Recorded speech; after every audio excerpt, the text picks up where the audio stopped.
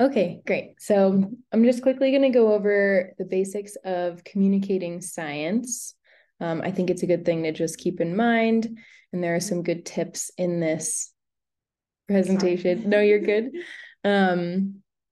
For ways to think about how you're talking about your topics or things that you're researching in school and things like that. Okay, there we go. So some things we're going to go over are common mistakes or things that you want to avoid, ways that you can be successful, and then some strategies and how to apply this to your projects. So what are some common things that you know about that are kind of what you want to steer clear of, or anything that you've experienced or noticed through communicating science that make it difficult? Can anyone think of anything? I know there's a bunch of things on the board here, but yeah, I think assuming that you know better than the person that you're trying to communicate with. Yeah, or assuming that they know everything that you're speaking about, or yeah, kind of assuming that you know everything, or that you're maybe at a higher level of understanding, which might be true, but definitely making something relatable. Using jargon or like certain language is a big one. Sometimes people will just throw terms out there and the other person will secretly be thinking like, I don't know what that means. So that's a big one. And always, like, especially in your writing, make sure you explain things at a very basic level, as if you're talking to someone who works in a totally different field and may not know what you're talking about. Don't make it overcomplicated. Make sure you're considering your audience. Like if you are at like a scientific panel, maybe you can use certain terms and things because it's understood that everyone is on a certain level of understanding.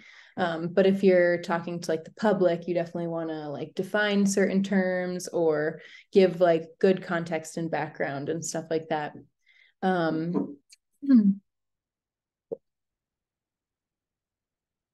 So some tips, knowing your audience, trying to relate is a big one, especially with science stuff, right? Because some people already know how they feel about it. And it's important to be like, well, hey, you like to use bike trails, don't you? Or like make it something that would be important to that person. Avoiding that language or really specific jargon, and get to the point. So you always, like, concise is always the best method, in my opinion, in writing or speaking. Kind of make your point really clear is helpful. So clear, compelling, and concise are kind of like the three things you want to keep in mind, really, when you're writing about anything, I think. But specifically in science, it's important to kind of get your point across right out the gate so people know what you're going to be talking about. So another thing that we try to incorporate is storytelling. That always makes things more interesting, like more fun to listen to if it kind of follows a storyline or there's something relatable. And then having kind of a narrative with that.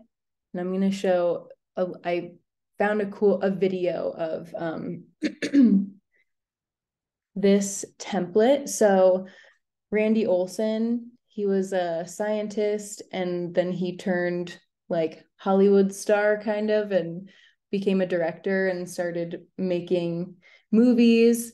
But he wrote this book, Houston, We Have a Narrative. And it basically explains the and, but, therefore theory.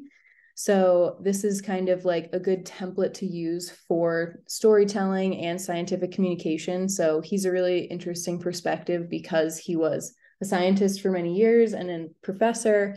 And then he kind of turned into like a screenplay, like he was writing stories. And so then he really merged the two.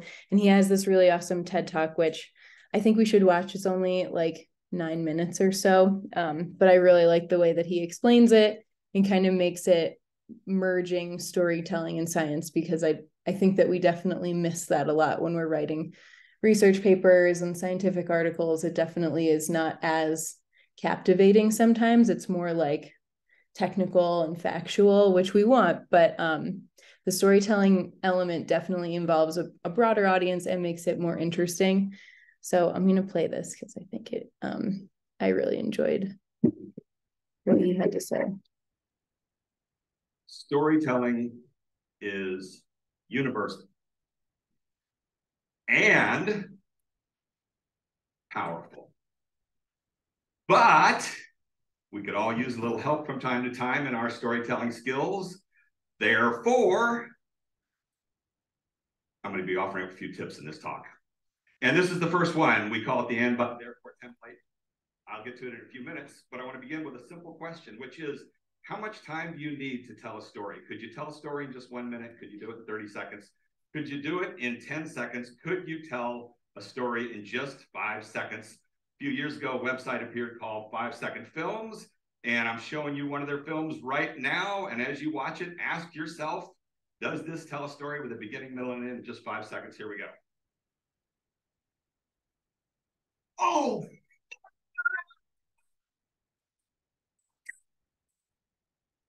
There you go. Does this one tell a story? Here we go.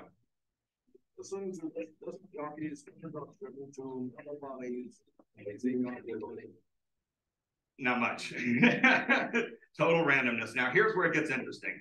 In recent years, neurophysiologists at places like NYU and Princeton, and one fellow in particular, Yuri Hassan, have created neurocinematics, where they're using functional MRIs to look at brain activity of people shown films that do tell a story and films that do not tell a story. And not surprisingly, what they find is that when a story is being told, the brain activity from one person to the next is very similar. Basically, everybody is kind of on the same wavelength following the story, and that makes for great communication because you can start to insert information in the narrative structure and feed it to the audience.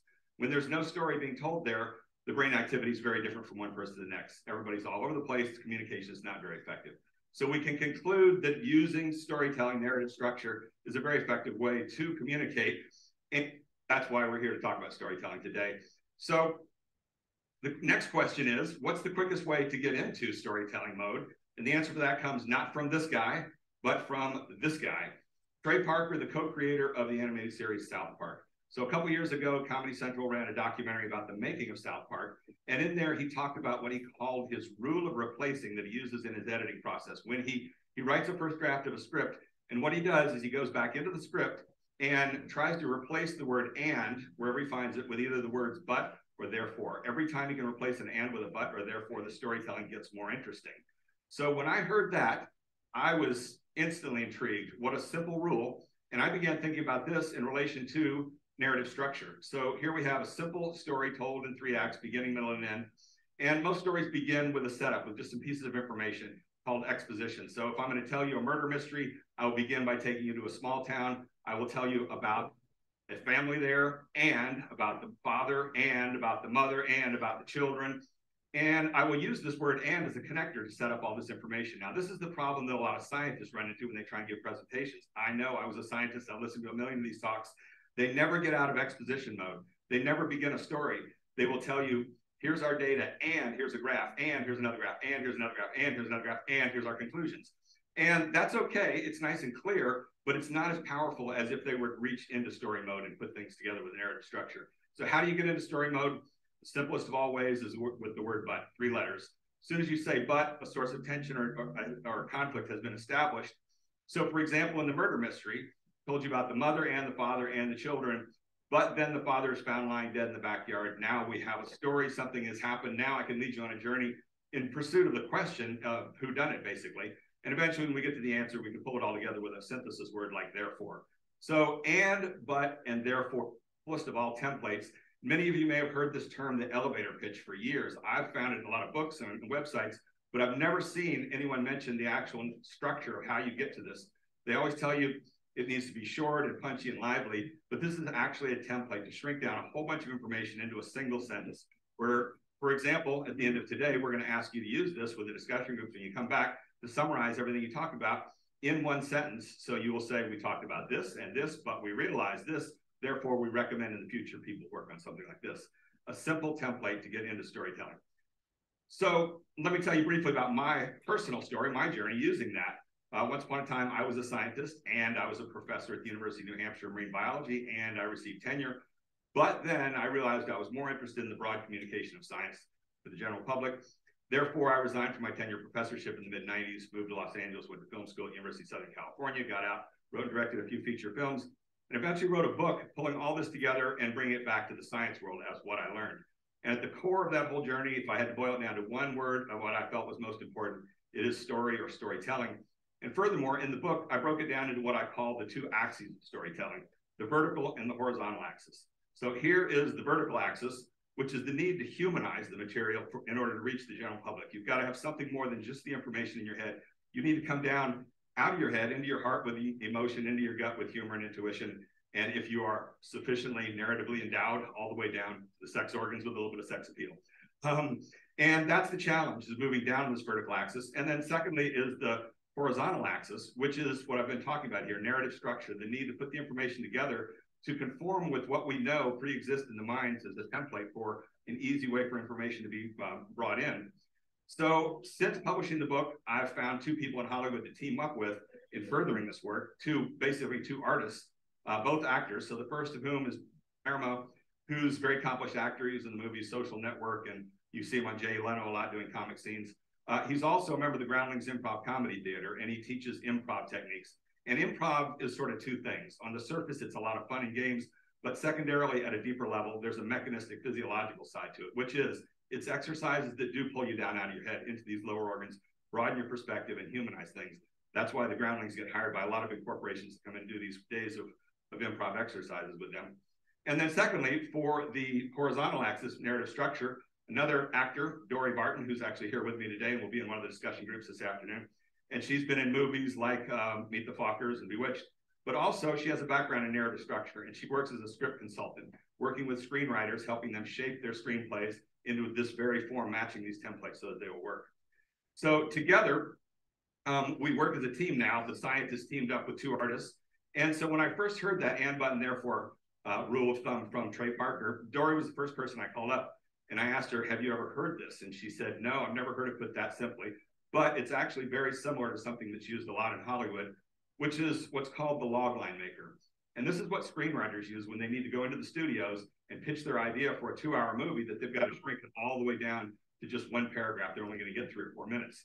And they need to do it very concisely so they're getting the whole story across and they're not going to lose the people. So this is a template. And there's several different versions. This is the one that Dory works with. I hope you can read that. And two things about this. First off, you notice it sounds just like a movie trailer.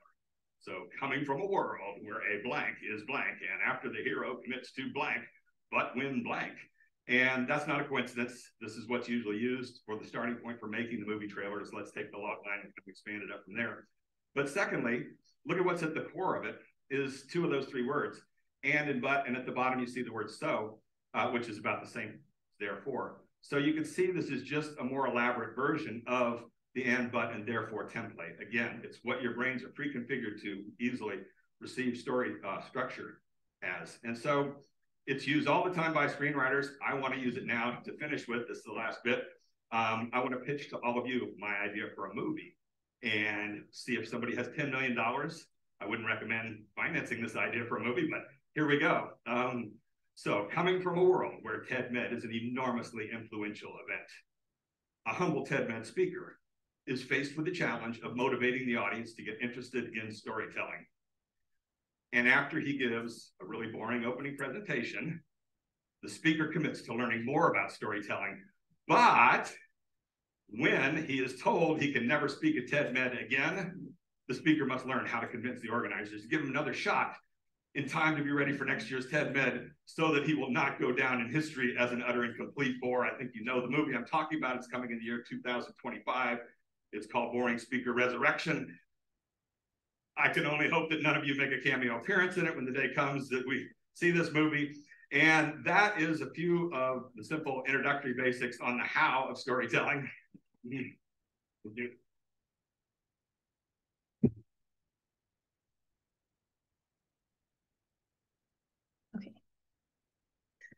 See, I thought that was a really nice way to explain kind of really simply the and but therefore template and how you can kind of apply it to science or other writing. So hopefully you guys find that a little bit helpful. Let's And then this is an example. Eating a plant-based diet is not just good for our health, it's good for the earth's health. In fact, shifting away from animal-based foods could not only add up to 49% of the global food supply without expanding croplands, it would simultaneously reduce carbon emissions and the amount of resource necessary to feed people across the globe. However, the reality is that livestock alone counts for 75 to 80% of agricultural GHG emissions and represents 44% of the total anthropogenic methane emissions, one of the most potent of greenhouse gases. For these reasons, it's extremely important that those who are able to incorporate more of a plant-based diet into their everyday lives do so.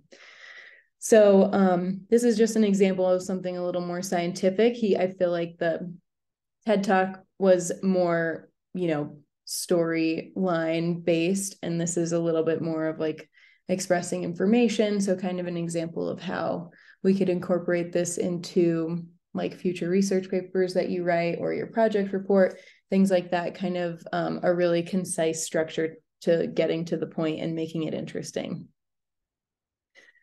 So I want you guys to think about this a little bit with your projects, and I've identify your project's key methods and objectives in kind of this structure.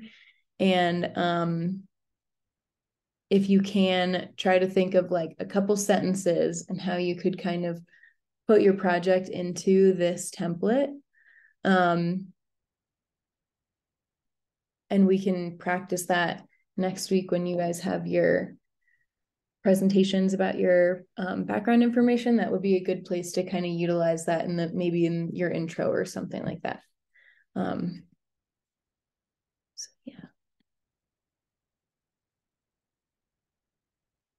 Great. Cool. Does anyone have any questions about that? Had anyone heard about that before? Like a narrative structure? So next week we're presenting like basically our annotated bibliography and our project proposal. Yeah, so kind of in a way that's like a mini presentation. Like I don't want you guys to just show your annotated bibliography and like read off of it, but give us like a brief synthesis. It should definitely not be more than 10 minutes long. Like this can be as short as you can make it. So I'm not even going to give you a time that I want it to be, because it can be as short as you'd like, and you're welcome to make a PowerPoint or not, whatever you're most comfortable with or what keeps you like mentally organized. But yeah, this is just an opportunity for you to kind of begin talking about your project in an organized way to others, and try to keep in mind some of these points. Like, a lot of you are learning a bunch of new things, so try to remember like what was helpful for you in understanding what wet meadow restoration is, or like, all these things. Try and keep that in mind and come up with like a brief presentation on some of the background that you've learned, and kind of setting us up to understand what your project is kind of starting to look like. So yeah, we'll present those next week at our meeting, and that's when the annotated bibliographies will be due. So yeah, another thing, this is a little bit jumping around, but I want to do a bonding night with staff and interns, which is always fun. I was just brainstorming a bit last week on some things that we could do, and my two probably top options, because I definitely want us to go outside because it's been so beautiful out. I was thinking either a hike, and I listed a few options for where we could do that, or maybe me and Kate came up with kickball, which I thought would be really fun. We could reserve a field at Howelson and hopefully have enough people to have like 2 solid teams, and we could like grill or something after. And I just thought that sounded really fun. And it's one of those sports that's great because you don't need to be like good at it, and it's awesome. That's like perfect for me. So yeah, does anyone have a preference, hike or kickball? Is anyone very against kickball? Some previous trauma with kickball? Okay. Same. So I'm walking into that world again. But yeah. But does that sound fun to do a kickball night? Maybe I know you've mentioned that after 5 is not always good for you. If it's just like one night, like a it's once in a fine, like a one because occasion my thing. sister Can help you out. totally Okay, so. cool. Awesome. Because it would probably be after work, maybe like around 5:30 or 6 or something, and we could get some snacks and grill things up and go and play kickball. So cool. I think that sounds really fun. Awesome. And then we talked a little bit about closeout presentations. They'll hopefully be on Thursday or Friday of that last week in the morning. But there's a chance, I just don't want to cut that week short for you guys. I want to make sure you get all your hours and that you have enough time to prepare. We'll be going through our presentations for like 2 weeks leading up to that. So you'll be really prepared, but it's always nice to have a little extra time. And if you're tying up loose ends with maybe any people you're collaborating with or your staff mentor, so I don't want to really do the presentations any earlier than Thursday of that week, but there's a chance Wednesday might be on the table, but my goal is Thursday or Friday. A couple quick things to keep in mind. So as you guys know, next Monday, so what you should be working on this week is making sure your annotated bibliographies are being filled out, at least 4 sources. Feel free to go beyond that if you find more good information that you want to include, like the more the better. And then the background presentation that goes with that, 10 minutes max. So you can make that, 5 minutes or less. So those are both due next week on Monday. And then we are also going to do in your report, there's like different sections. So the first thing, just to kind of keep you guys on track, I want the project summary portion to be completed by June 26th, which is in 2 weeks. And again, just kind of helping you write about your project and be concise, and just practicing communicating what you're working on. So that's just this first piece. And so that's only 3 to 5 sentences and 150 words. So pretty brief. So this is where it's important to keep things concise and clear and just like really to the point, but make sure we know like exactly what's going on. So the project summary portion will be due in 2 weeks. So that's one to keep in mind. And then the blog post for everyone, I just want to know what topic you're going to write about. And ideally it's related to your project, but it doesn't have to be necessarily about your project. So like, for example, an intern in the spring had, she was doing a project on composting, restaurant composting, and specifically was doing a case study with salt and lime. But then her blog post was kind of like about the state of composting, like in Colorado, and kind of like some background facts about it. So, and again, that blog sheet has some examples for you to look at, but I want to know like your exact topic / maybe like the title of your blog post in by the that is next week, right? That's not today. Yeah. Okay. So by next week, because I think the post itself is due, let's check in on this again. So rough draft is due July 10th. And then Macy, I know you're gonna do the July newsletter. So keep that in mind too. You could do your rough draft for that will be due the week before it. So hopefully that's staggered enough to not be too overwhelming, but just let me know if you need help. Isabella did a great job doing the newsletter first for the term. So hers would be a good one to look at too as an example. And then that's it for what you should be working on right now, and what's due coming up. And then just some quick reminders. Don't forget that throughout the term, you need to attend 2 events and also complete 4 shadowing hours with your mentor. So those are great if you have like partner meetings, totally count as shadowing hours, things like that, where you're helping them do something specific. And then just have to throw this out there. Please make sure you work in the office as much as you can. We love to see you guys and we want to connect with you. So please make sure you're coming. I think it would be good to maybe set a goal of like working at least one day in the office or something like for a few hours. Would be really great because everybody wants to get to know you guys and see you around. And it's also easier if you have quick questions, if you're working on something. So highly recommend. And please do come to the office. There's plenty of space for everyone. So and then lastly, let me check myself on time. Oh, we're doing great on time. Some things coming up. So some events or ways you can get involved if you would like. This week, Thursday, Friday, and Saturday, we're doing our reforestation project at the Muddy Slide Fire area. It's about an hour away on Lynx Pass. And we're going to be planting trees at the burn site. So this is a climate crew project and would definitely count as an event. You could come for only part of the day and drive separate if you would like. Otherwise, I'm happy to carpool with people. And then if you are interested in that, please sign up. So if you have this open, you can click directly on the link and you could pick which day you're able to come. And even if you're not able to be there for the whole time, you can just sign up as normal and then stay until as long as you're able to. Because I know not everyone can do 8 to 4. So that's coming up and I will be there every day. And that will be very fun. I'm excited for that.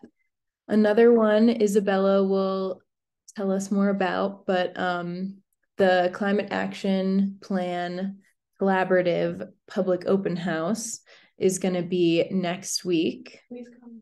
Yeah, we really want more young people to be there. Yeah. It's a really great way to get involved in our city's work and what we're trying to do and keep in touch with our goals and kind of being a part of that. And I think it's going to be a really exciting thing because it's been in the works for such a long time. Like since I've started here, it's been something that's been slowly progressing and it's finally going public. So this is a really awesome time. And it would be a great thing to attend if you're able to and interested. So that's going to be the 21st, which is next Wednesday, I believe, from 5:30 to 7:30 at CMC in their auditorium. So that's coming up. And there's this link also will take you to a little more information. The CAP. This gives you a little more of a breakdown about exactly what it's about. And Isabella can give you more information too. And then in addition, there's also zero waste opportunities. These are the only three concerts that will be going on while you guys are here. The first one, to my knowledge, is already full. So that's why I put that one in red, but I think the other two still have open positions. And all of this would be part of your hours. So if you attend any of these things, feel free to clock it. And if you're not sure what category to clock it under, just ask me and I can let you know. So yeah, there's some things coming up for us, all exciting and good stuff. So definitely sign up if you're interested. And the public house also requires a registration, but it's free. So if you do click on that, you can just reserve a spot right here. That's mostly just so that they have a number for how many people come. So yeah, and then with the time that we have left, we've got like 15 minutes until Sam Hahn gets here to speak with us about Forest Service stuff and his job there. But we can kind of go around and talk about where we're at on projects and how we're feeling about that kind of stuff. So I'm going to stop the recording and then I'll start it again when Sam gets here.